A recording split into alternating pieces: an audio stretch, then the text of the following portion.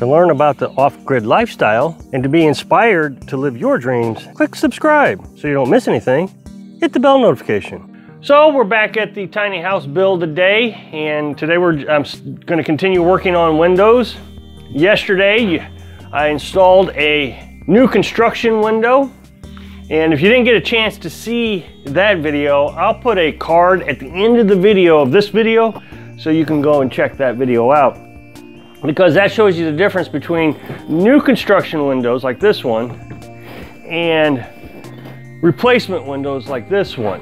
It's too late for me to show you today on how this one is installed, but new construction installed outside, and the replacement I'll have to install on the inside. So yeah, again, I'm working on a tiny house. It's funny, all summer long I got complaints. Man, you need to get busy on that tiny house. All you do is cut firewood. I actually got three trees over here I want to get cut down. But I'm so busy with the tiny house that I got to stay on the tiny house. Well, now, just yesterday, I got 3 complaints. Is that all you're going to do is work on your tiny house? Isn't there anything else to the off-grid lifestyle? So it's funny. You just can't seem ever to get people satisfied on anything. But I wanted to give you a little history on what have been doing and what I'm going to do today. I've been building this tiny house since, I guess, March, and I haven't been working that hard on it. We had a trailer back here. That's what this is we're on a trailer frame, mobile home trailer frame, and it went all the way to the back over there. And so we had to clean that up because the mobile home was the walls had fallen down in several locations. So we cleaned all that up, and we got it down to the bare metal trailer frame. We cut a good portion of the trailer frame off to there. So this will be our back porch here. Then I was able to recycle some of the lumber, the 2x4s, and from the floor, because they were in pretty good shape. And I was able to use that for our floor frame, or floor joist. Built the floor, and then I had to pause. I've only been spending about $500 a month on the tiny house. Our goal is to spend $5,000. We're well under budget, but we wanted to spend $500 a month and treat it like rent. That way we didn't have to dip into our savings. I really don't want to dip into savings because of our financial future and emergency fund. So this just made sense. So we were going to take 10 months to build it. And quite honestly, I think we're right back on pace. We got behind a couple times, and then we got ahead and behind. What happened was the pandemic hit, and then the economic downturn. I lost some employment. So we paused on buying anything for, I think, a month. Well, then Carolyn found all kinds of used material.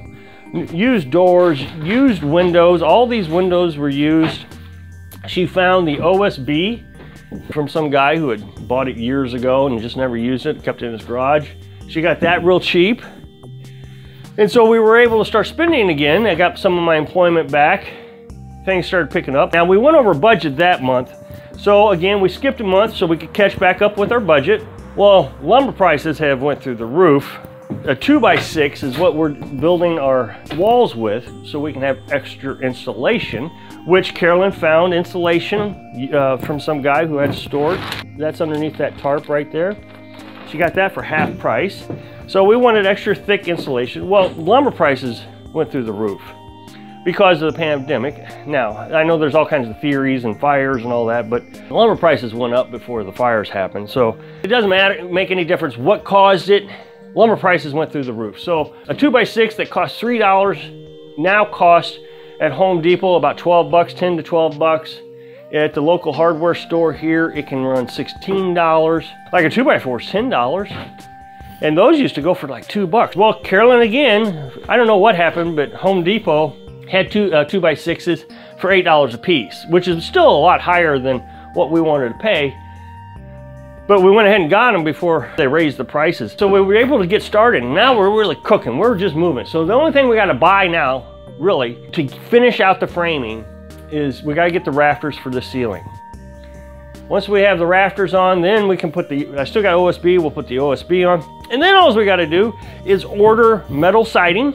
We're going to use that metal roofing material, and we're going to use it all around the house. That's going to be a large purchase. There's no way around it. We know it's going to be, I think, around $1,000. So we'll just, you know, skip a month again and we'll get the siding. Well on our way to having the exterior done. Then all I got to do is work on the interior, which is no big deal. This is not going to be a big deal. It's an all open floors plan. We'll get our shower and a toilet and a sink, hang the insulation. We're going to use pallets of wood for the walls. And Carolyn says she wants to work on that. So today I'm going to install one of the windows. This is a, like I said, replacement window. It's a used window. Carolyn got it for like 40 bucks, I think. And this isn't going to be hard. I have to do it all from the inside. The nice thing is I already know where I have to install the screws because it's a used window. They've already installed them for me. So there's a screw hole there, screw hole there.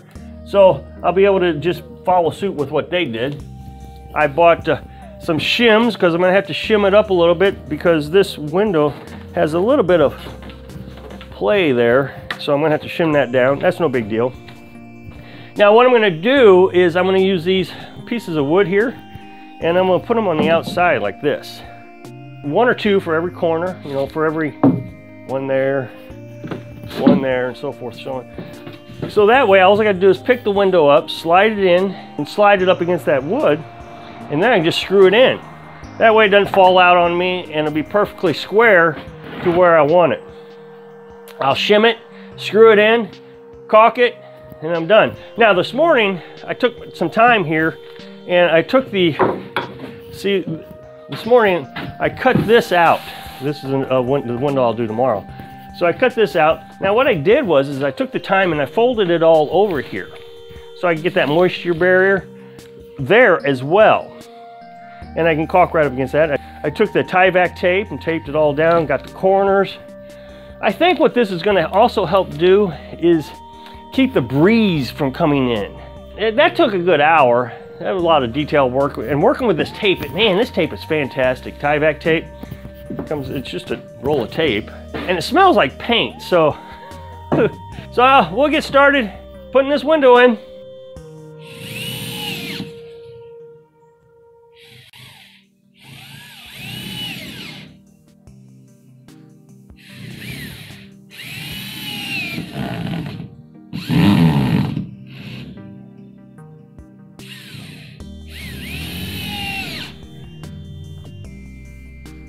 All right, so I got my boards attached, my scrap lumber attached to the wall. So now all I got to do is slide the window right up against those boards, make everything nice and even. That way I don't have any risk of having it twisted or anything.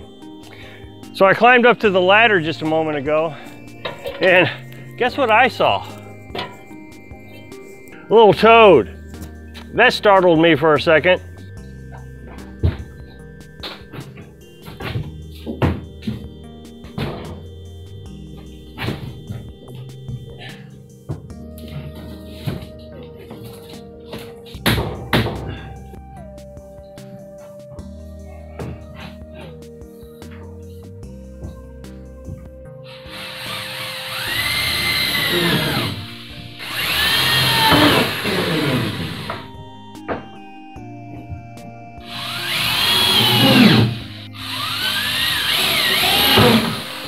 So we got the window in and everything worked out perfectly. I'm gonna have to take these boards off. I did not have to shim it. Earlier I told you there was a lot of play in there. It all kind of went away. It seemed all to work out just fine. The window's locked perfectly, everything lined up, no twisting. I can open the window. Now just to be clear, this is a window that's supposed to stand up straight up and down, but Carolyn and I decided that we wanted to put this on its side. So we could have a wider window instead of a tall window. Here's our tall window. That's so we can escape in case there's a fire.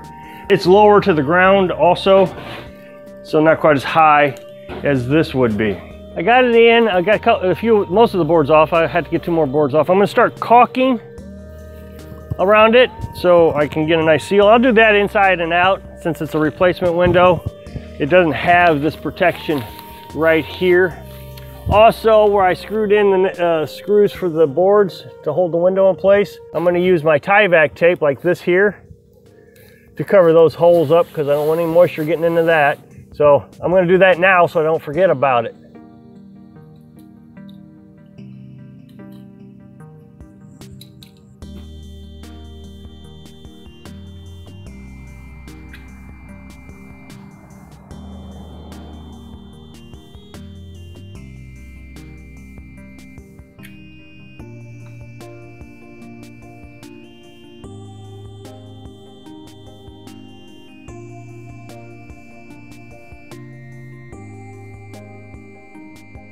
Okay, so the window's in. I ran out of caulk right up there on that corner there. But got it in, got everything done that I wanted to get done for the day. Actually got finished a little bit early, so I'm gonna kind of enjoy the extra time off today and maybe just hang out and enjoy the day. It's supposed to warm up a little bit. It was really cold this morning. It was down to 38 degrees. So I hope I can encourage you to create something today.